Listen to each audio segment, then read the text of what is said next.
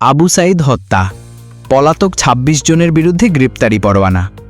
জুলাই গণ অভ্যুত্থানের প্রথম শহীদ রংপুরের আবু সাঈদ হত্যা মামলার আনুষ্ঠানিক অভিযোগ আমলে নিয়ে পলাতক বেগম রোকেয়া বিশ্ববিদ্যালয়ের সাবেক ভিসি হাসিবুরসহ ২৬ জনের বিরুদ্ধে গ্রেপ্তারি পরোয়ানা জারি করেছে আন্তর্জাতিক অপরাধ ট্রাইব্যুনাল। সোমবার দুপুরে আন্তর্জাতিক অপরাধ ট্রাইব্যুনাল ২ আদেশ দেন। এর আগে সোমবার সকালে এই মামলার আনুষ্ঠানিক অভিযোগ ট্রাইব্যুনালে দাখিল করা হয়েছে। অভিযোগে রংপুরের বেগম রোকেয়া বিশ্ববিদ্যালয়ের সাবেক প্রক্টর সহ ৩০ জনকে আসামি করা হয়েছে। তদন্ত প্রতিবেদনে আবু সাঈদকে হত্যার সঙ্গে তৎকালীন রংপুর মেট্রোপলিটন পুলিশের কমিশনার সহ ৩০ জনের সম্পৃক্ততা মিলেছে বলে জানা গেছে। গত ২৪শে জুন তদন্ত প্রতিবেদন ট্রাইব্যুনালের প্রসিকিউশনে জমা দিয়েছে তদন্ত সংস্থা। একই সঙ্গে আবু সাঈদকে হত্যায় ব্যবহৃত অস্ত্র ট্রাইব্যুনালে জমা দেওয়া হয়েছে। এই মামলায় ৪ আসামি কারাগারে রয়েছেন।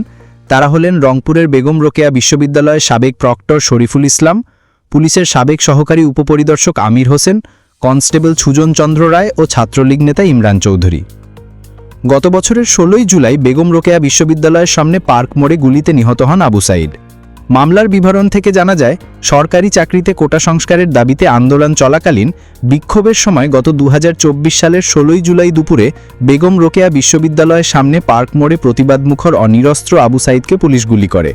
সহপাঠীরা সাঈদকে রংপুর মেডিকেল কলেজ হাসপাতালে নিয়ে গেলে কর্তব্যরত চিকিৎসক তাকে মৃত ঘোষণা করেন।